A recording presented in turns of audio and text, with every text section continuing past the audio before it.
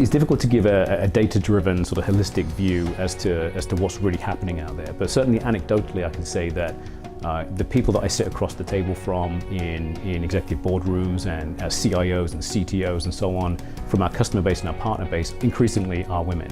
A number of the events that I present at or that I share a stage with folks, increasingly they are women, which is a great sign as well. And I'm also aware and involved in a lot more programs that customers and partners are bringing to bear, which are specifically trying to tackle this problem of getting more women into technology.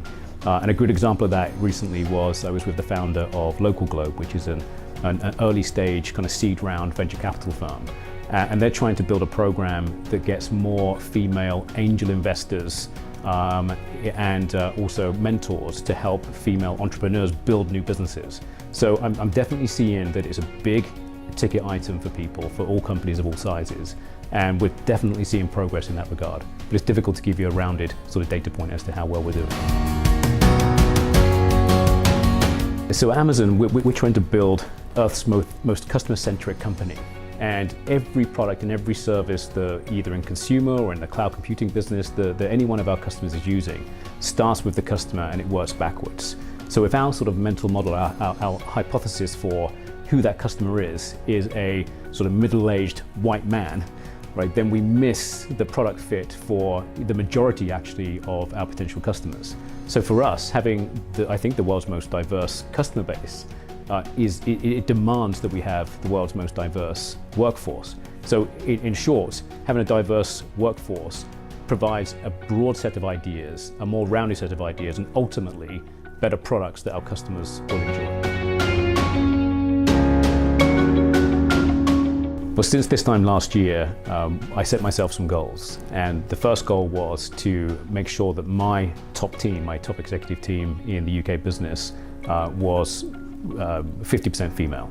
And I'm happy to say, sat here today, that we've achieved that. I also set the goal that we would have 50% of our early stage careers program would also come from the female population. So the last 3 cohorts of interns and graduates have been 50% female, so we achieved that goal as well. During last year, we announced the returners program, so we're actually now sort of expanding the sort of pond, if you like, from where we are actually recruiting from. And we're offering training and more flexible working conditions for returning mums typically, or folks that are on a career break. And so that's been successful for us during 2018. We're going to expand on that in 2019. We launched a really big program we're excited about in September of 2018 called AWS Get IT. And the point of this is really to go much earlier into the cycle to help educate and train and inspire young people, but with a disproportionate amount of candidates being female, so 75% is our goal. And what we're doing is we're working with year 8 students, so from the ages of 12 to 13. And we have a cohort of ambassadors, female ambassadors, that are going into, so far, 36 schools, where we've worked with 5,500 students to date. And we are trying to inspire them to a career in technology, but we're also giving them an opportunity to solve real-world problems through technology. So we're putting them into teams and they're entering a competition, and we are in the process now of narrowing that down to 10 potential winners who are going to be presented at the AWS Summit on the 8th of May this year. And the winning team will actually get their app built and it will go live and be available to the world. We're inviting our customers and our partners to join us on this mission. We want more ambassadors. We want for our customers and partners to set new challenges, right, for competition candidates. And I think that together, combining all of our forces, I think that the AWS Get IT program can be a really major thing for the long-term supply of digital talent, particularly in the female gender diversity aspects.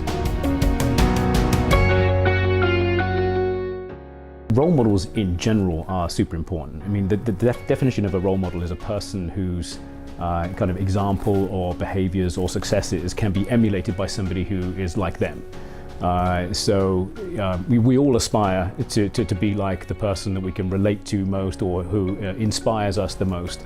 And so for young women that are building a career in technology, to have really strong, successful women that also are not just being are successful themselves, but are behaving in such a way that is giving back and helping to bring on the next generations as well, I think is super inspiring. We all have those aspirations, don't we? And we all have those role models. And so having female role models is going to, I think, move the needle fastest for women in technology. Women in IT Awards is like central to the calendar now. And for me, it becomes a bit of almost a time capsule where I can look back to this time last year and see what we've done. So as AWS, I'm able to sort of share the latest data points and activities that we've done and the pledges that we've made. But really what it's all about for me is the community all coming together and making sort of joint pledges so no one company kind of leading the charge, but all of us coming together to make a real difference. Because I think that there's lots of activities that happen oftentimes in vacuums. And if we can come together and use events like this as the central meeting point, then I think we'll achieve a lot more. And so this is why I look forward to it. I look forward to every event that we do with Women in IT. We're proud to be the sponsors again this year, and we're founding sponsors as well, and we're looking forward to events in years to come.